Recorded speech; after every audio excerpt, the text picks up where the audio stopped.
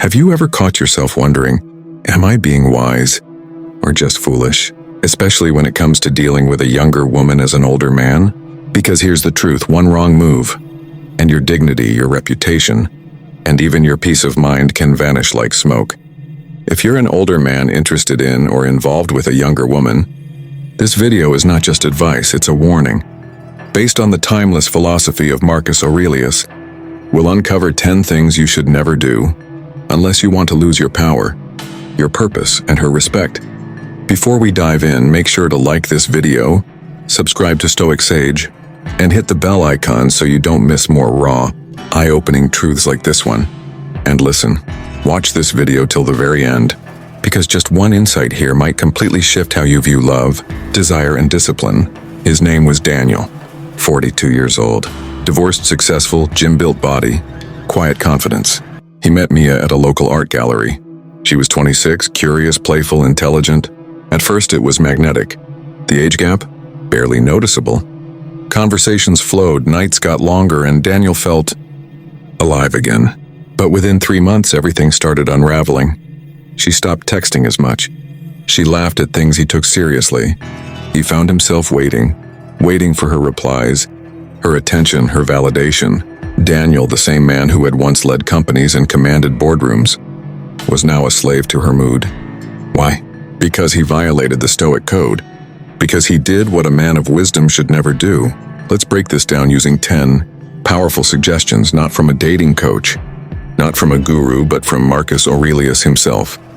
1. Never compete with her youth, accept your season. Daniel still remembers the first time Mia called him cute. He was 42, she was 26. They had just come back from dinner, and she laughed when he didn't know what finsta meant. "You're so cute when you try to be young," she giggled. At that moment, it didn't hurt. He smiled. He thought it was harmless. But over the weeks, he started changing. He swapped his usual shirts for tighter tees. He started using slang, downloaded TikTok. He stopped quoting books and started quoting memes. Why? Because deep down, Daniel was afraid. Afraid that his age would make her lose interest. Afraid that if he didn't keep up, she'd move on. But let me ask you something. Have you ever changed who you are just to keep someone interested? Maybe you started watching their favorite shows, listening to their music, dressing for their taste. If so, you know the feeling. That slow erosion of self. That moment you look in the mirror and wonder, who am I even trying to impress? Here's what Daniel didn't realize. Mia didn't want a young man. She already had those. What drew her in was his maturity, his calm, his insight, his depth. But the moment he started competing with her youth, he lost the very thing that made him magnetic. You don't win her heart by pretending you're 25. You win it by being exactly who you are. Wise, grounded, seasoned. A woman may be fascinated by your past, but she'll only fall for you if you stand firmly in your present. So ask yourself, what do you need to stop pretending just to start being respected? Because the moment you accept your season, everything changes. 2. Never be her entertainment, be her anchor. Daniel used to rehearse jokes before dinner, not because he loved comedy, but because he feared her boredom. Every time he picked Mia up, he'd have a new plan. A trendy restaurant, a rooftop concert, a surprise weekend getaway. He thought if he could keep her excited, she'd stay. If he could keep her laughing, she'd never leave. But slowly, she did. Not all at once. It started with shorter replies, less eye contact. That look in her eyes like she was somewhere else, checking her phone while he talked. Daniel couldn't understand it. I gave her everything. Why is she slipping away? Let me ask you something. Have you ever tried to keep someone with effort when what they truly needed was your essence? You bent, twisted, danced, gave all your energy just to keep them entertained? Then you know what Daniel felt. Exhausted, empty, invisible. Here's what he didn't understand. A woman doesn't fall in love with a man who performs. She falls for the man who anchors her. When the world is spinning, when her emotions are chaos, when her mind races through 1,000 thoughts, she doesn't need another jester. She needs a man who doesn't flinch. She needs a lighthouse, not fireworks. Marcus Aurelius wrote, "Very little is needed to make a happy life. It is all within yourself. Be that stillness. Be that man whose value isn't measured by the moment, but by his presence." Because when a woman sees you don't need to impress her to be powerful, that's when she begins to truly respect you. So what will you be? Her distraction or her anchor? First, never over-explain yourself. Embrace mystery. One night, Daniel texted Mia something simple. "I'll call you later, heading to the gym." But when she didn't reply right away, he panicked. A few hours later, he sent another message. "Sorry if that came off cold. Just meant I was busy, not ignoring you. Everything okay?" Then he waited and waited. And just like that, he went from being her man to being her mirror. Let me ask you something real. Have you ever said something simple, then obsessed for hours about how it sounded to them? Have you ever sent a second, third message just to explain your first one? It's okay. Many of us have, because we're wired to want connection, but often we sacrifice respect to get it. Daniel didn't realize it, but every time he over-explained, every time he tried to smooth things over, he chipped away at his power. Marcus Aurelius said, "Waste no more time arguing what a good man should be one." A Stoic doesn't explain his every move. He acts with intention and lets his actions speak. Here's the truth. Women are curious by nature, and curiosity dies with too much clarity. When you over-explain, you rob her of the mystery. You tell her, "I need your approval to feel secure." But when you speak less and stand by your words, she leans in. She wants to understand you. She wonders what you're thinking. That tension? That's attraction. So stop narrating your every move like a scared boy. Speak like a man who knows himself and doesn't flinch when misunderstood. Because the man who keeps a little mystery keeps her attention. 4. Never chase her approval. Guard your dignity. Daniel used to stare at his phone for hours. Not because he had nothing to do, but because he was waiting for her. Waiting for Mia's reply. Waiting for her to laugh at his message. Waiting for her to validate that he mattered. And when she didn't respond, he panicked. He'd double text, overthink, reread the conversation a dozen times wondering, did I say something wrong? Until one day, he saw her story, out with friends smiling, phone in hand, but still no reply. That night, Daniel realized something bitter. He wasn't in love, he was addicted to her approval. Let me ask you, have you ever waited for someone to validate your worth? Just one message, one compliment, one "I miss you," and suddenly you felt whole again? We've all been there. But Marcus Aurelius would warn us, it is not the things themselves that disturb men, but their judgments about these things. When you need her approval to feel like a man, you hand her your power, and worse, she can sense it. Because women are drawn to strength, not to the man who needs to be liked, but the man who is unchanged by her silence. Daniel lost Mia the moment he started seeking her permission to exist in her world. So what's the Stoic truth? Approval is not love. It's a leash. You don't chase her, yes. You build a life so powerful, so whole, that her approval becomes a bonus, not a necessity. Remember, the moment you guard your dignity, you become unforgettable. So ask yourself, who owns your self-worth right now? And is it time to take it back? 5. Never apologize for having standards. Daniel once saw Mia reply to a message from her ex in the middle of their dinner date. She brushed it off. "We're just friends, relax." He felt a knot in his chest, but said nothing.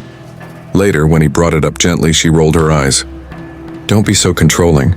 You're older, I expected more maturity." And just like that, Daniel apologized. Not for yelling, not for disrespecting her, but for having boundaries. Let me ask you something real. Have you ever apologized for wanting respect just to keep someone in your life? Have you ever watered down your values, let things slide, stayed silent just so they wouldn't think you're too much? That's not love. That's fear disguised as affection. Marcus Aurelius wrote, "The best revenge is to be unlike him who performed the injury," which means when someone disrespects your standards, you don't stoop to their level, but you never apologize for having one. Daniel's silence told Mia, it's okay to walk over my boundaries. And once that door opens, it never fully closes. You are allowed to want loyalty, honesty, maturity. You are allowed to say, I don't do disrespect. I don't tolerate unclear communication. I don't share a woman emotionally with her past. That's not insecurity.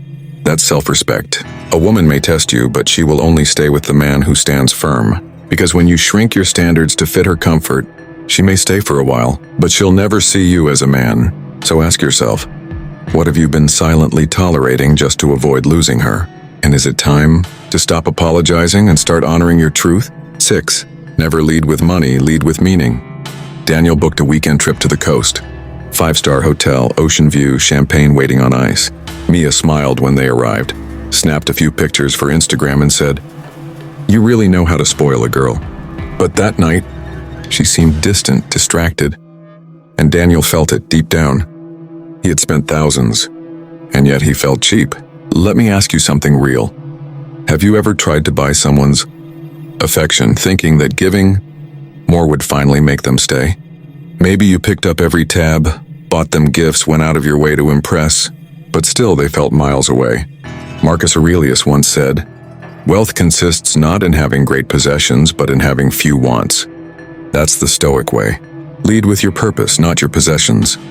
You see, when an older man dates a younger woman, it's easy to think your edge is financial, and maybe in the short term it works. But over time, she starts to wonder, is this who he really is? Or is he just buying time? Buying me? What women truly crave isn't your money, it's your meaning. Your mind, your mission, your grounded presence. Daniel thought she fell for the dinners and gifts. But what made Mia stay was when he finally started speaking from a place of conviction, not currency. That moment he told her, "I'd rather give you truth than trinkets." She looked at him differently. So ask yourself, are you investing in her heart? Or are you trying to rent her attention? Because the man who leads with money may attract her interest, but the man who leads with meaning keeps her soul. 7. Never lose yourself in her chaos. Daniel thought he was being supportive. When Mia snapped, when she flipped between moods, when she disappeared for days and reappeared with drama, he leaned in harder. He canceled plans. He read her messages at 2 a.m. He tried to fix her storms, believing that if he stayed close enough, he could be the calm she needed. But one night, after a breakdown over something trivial, Mia looked at him and said, "You're the only one who gets me. I don't know what I'd do without you." He felt needed. He felt important. And he felt hollow. Let me ask you, have you ever lost your own rhythm trying to stabilize someone else's hurricane? Maybe you dropped your goals, quieted your voice, softened your edges just to be the safe place in their chaos? That's where Daniel broke. He forgot his morning routine. He stopped reading. He stopped showing up for himself because she needed him to hold her emotional leaks. Marcus Aurelius teaches, "You have power over your mind, not outside events. Realize this and you will find strength." You are not her therapy. You are not her emotional sponge.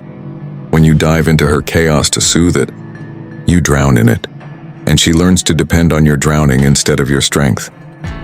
The real anchor isn't the man who absorbs the storm. It's the man who stands outside it steady, letting her weather it without losing himself. So what will you do? Will you keep being the crisis manager, losing pieces of yourself with every emotional flare-up? Or will you be the rock she leans on without becoming the ocean she's drowning in? Don't lose yourself trying to save someone who hasn't learned to swim. 8. Never make her your mission. Daniel used to be a man with a mission. He built businesses from scratch, woke up at 5 a.m. to train, read Stoic texts before breakfast. He had a purpose, a path, and a powerful presence. Then Mia came along. At first, it was just rearranging a few meetings to see her, then skipping workouts, then forgetting to journal. Within weeks, his purpose faded into the background, and she became the center of his world. He started saying things like, "I just want to make her happy. She's everything to me." But the more he made her his mission, the more distant she became. Let me ask you, have you ever poured so much into someone that you had nothing left for yourself?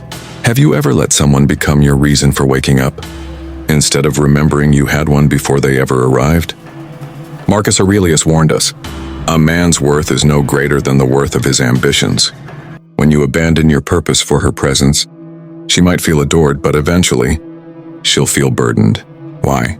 Because no woman wants to be your entire reason for existing. She wants to walk beside a man who is already walking, powerfully, with or without her. Daniel didn't lose Mia because he didn't love her enough. He lost her because he stopped loving his mission. A Stoic man leads with vision, not emotion. He says, "You're welcome to walk with me, but I will walk this path regardless." So ask yourself, who were you before she entered your life? And are you still him? Or did you become a shadow just to keep her light? Because when you make her your mission, you lose your soul. 9. Never confuse lust with love. Daniel remembers the first time he saw Mia in that black dress. It wasn't just attraction, it was electric. Her laugh, the way she moved, the spark in her eyes, everything about her lit up something inside him that had been asleep for years. The chemistry was undeniable. The late-night texts, the way she leaned in when she laughed, the stolen glances across rooms, it felt like love. But it wasn't. It was lust wearing love's perfume. And Daniel? He mistook desire for destiny. Let me ask you something quietly. Have you ever mistaken the fire in your body for a bond in your soul? Have you ever felt so drawn to someone that you called it connection, before really learning who they were? Marcus Aurelius once said, "The happiness of your life depends upon the quality of your thoughts." And lust, though thrilling, clouds thought. It drowns out wisdom. It screams now while love whispers forever. Daniel only realized the difference when the fire cooled, when the silence between their conversations got longer, when he realized they'd never talked about anything real, goals, fears, values. They only talked about each other. Because lust wants a body, love wants a soul. One burns quickly, the other builds slowly. A Stoic man doesn't get swept away by attraction. He observes it. He questions it. He asks, is this a flash in the dark? Or something I could still love when the lights are out?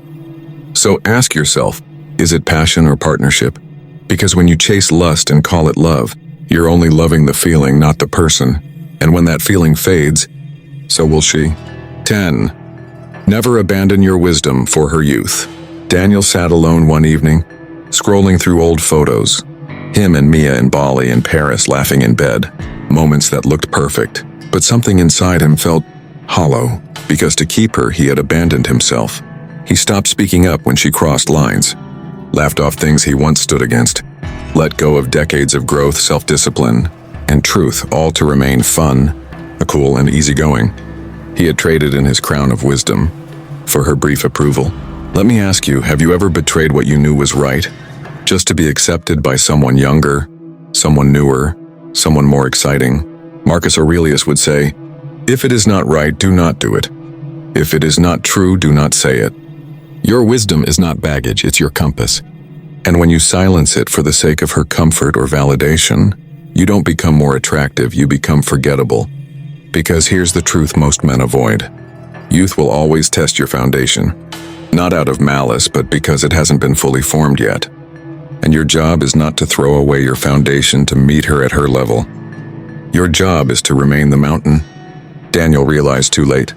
Mia didn't leave because he was too old. She left because he stopped acting like a man who had lived. She admired the wisdom, but when he abandoned it, he became just another guy. So ask yourself, are you living from your experience or running from it to stay relevant? Because when a man stands firmly in what life has taught him, he doesn't need to chase youth. Youth comes to him to learn. Closing. So let me ask you, are you leading with depth or desperation? Are you living like a stoic king or performing like a scared boy? The age gap isn't the problem. The loss of self is. Honor your wisdom, guard your soul, and never forget, a man who knows who he is never has to beg for who he wants. With that said, thanks for watching, and until next time.